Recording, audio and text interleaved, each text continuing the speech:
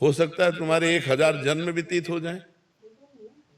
तुम्हारी दौड़ कितनी है, तुम्हारी पुकार में दम कितनी है, तुम्हारी आर्त भाव कितना है, भगवान से प्रीति कितनी है, ये बात इसमें खास है। एक आदमी हल जोत रहा था, तो स्टेशन 3 किलोमीटर था लगभग।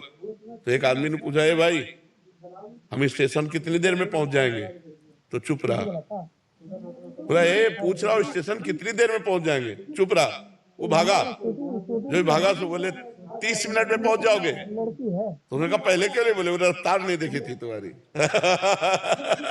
रफ्तार देख ली ना, इस रफ्तार से जाओगे 30 मिनट में पहुंच जाओगे। अब तुम्हारी रफ्तार क्या है?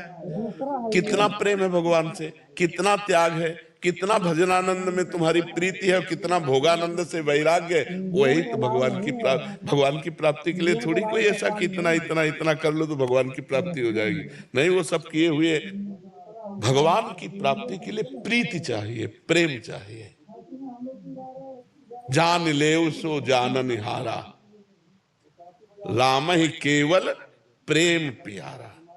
प्रेम, अब प्रेम तो हमारा शरीर में है, प्रेम हमारा शरीर संबंधियों में है, प्रेम हमारा शरीर संबंधी भोगों में। तो भगवान को कैसे प्राप्त करें? तब हम साधना करते हैं। साधना के द्वारा सब जगह से प्रेम हटाकर जब भगवान के चरणों में प्रेम करते हैं और फिर प्रेम से जब पुकारते हैं, तो ते समाज गिरजा में रहेऊ, अवसर पाए वचन एक कहेऊ, हरि व्यापक सर्वत्र समाना, और प्रेम ते प्रगट हो ही मैं जाना। संख्या तो नहीं बोली ना, प्रेम प्रेम। अब वो प्रेम कितने में आप प्रकट कर पाते हैं? कितने दिनों में, कितने जन्म में, कितने वर्ष में, कितने मिनट में, कितने सेकंड में, ये आपकी योग्यता है। प्रेम प्रकट कर लो। भगवान प्रेम से मिलते हैं, ना कि संख्या से, ना किसी एक नियमावली से कि ऐसा कर लो तो भगवान मिल जाएंगे, ऐसी जरूरी नहीं। हो सकता है आपको 1 मिनट में ऐसा भाव आवे, दैन्य भाव, पुकारो भगवान मिल जाए। एक बार नारद जी एक जंगल से जा रहे थे, तो 2 पेड़ के नीचे महात्मा भजन कर रहे थे, एक पीपल के वृक्ष के नीचे और एक बट वृक्ष के नीचे। दोनों ने क्रमशः प्रणाम किया। पीपल वाले ने कहा कि महाराज भगवान से पूछना, मैं भजन कर रहा हूं, कितने जन्म में मिलोगे, कब मिलोगे? बरगद वाले ने भी यही प्रश्न किया। नारद जी भगवान के पास भी जाते रहते हैं, तो भगवान से पूछा। लौट के जब आए, उधर से निकले तो पहले बट वृक्ष वाला मिला, प्रणाम किया। महाराज भगवान से बात की? बोले हाँ। भगवान ने कहा तुमको इसी जन्म में मिल जाएंगे। बड़ा आनंदित हुआ कि भगवान इसी जन्म में मिल जाएंगे, भजन में लग गया। पीपल वृक्ष वाले के पास गए, बोले भगवान ने कहा पीपल के वृक्ष के जितने पत्ते हैं, इतने जन्म लेने के बाद तुम्हें भगवत प्राप्ति होगी। वो नाच पड़ा, भगवान मुझे जानते हैं ना कि मैं भजन कर रहा हूं, और नाचते हुए रोने लगा, और रोते हुए आर्त भाव। उसी समय भगवान प्रकट हो गए, उसी समय भगवान प्रकट। नारद जी ने कहा महाराज हमें झूठा कर दिया, आपने हमसे कहा था कि जितने पीपल, तो बोले इसकी तन्मयता जैसा भजन कर रहा था, इतने जन्म लगते इसकी इतनी तन्मयता में, लेकिन इसने वो तन्मयता भी धारण कर ली, इसलिए अभी मैं मिल गया।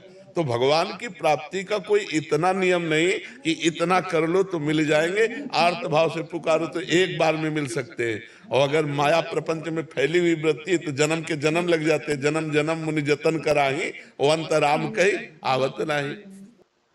राधे राधे महाराज जी, आपके चरणों में कोटि कोटि प्रणाम। महाराज जी, शाश्वत आनंद क्या है और उसका अनुभव कैसे होता है? रसगुल्ला खाया? कभी खाया? कैसा होता है? मीठा। कैसा मीठा होता है? कैसा मीठा होता है हम आपसे पूछ रहे हैं। वो मैं बता नहीं सकती। बस वो हम बता नहीं सकते, ये तुमसे। रसगुल्ला एक प्राकृतिक वस्तु है ना, वो चिदानंद तो नहीं है ना। आप एक रसगुल्ले के स्वाद को नहीं बता सकते। जैसे बोला मीठा है, अब इनसे पूछे कैसा मीठा है, तो अगला उत्तर है कि बहुत मीठा है। तो कैसा बहुत मीठा है, तो अगला उत्तर खा के देख लीजिए। तो शाश्वत आनंद क्या है? अनिर्वचनीयम। उसको वाणी के द्वारा नहीं कहा जा सकता है। अनुभव गम्य भजे जय संता, जो अनुभव में आने वाला है। जब प्राकृतिक एक रसगुल्ला का स्वाद आप नहीं वर्णन कर सकते, तो अप्राकृत चिदानंद शाश्वत सुख का वर्णन कैसे हो सकता है? हाँ, उस सुख का रसास्वादन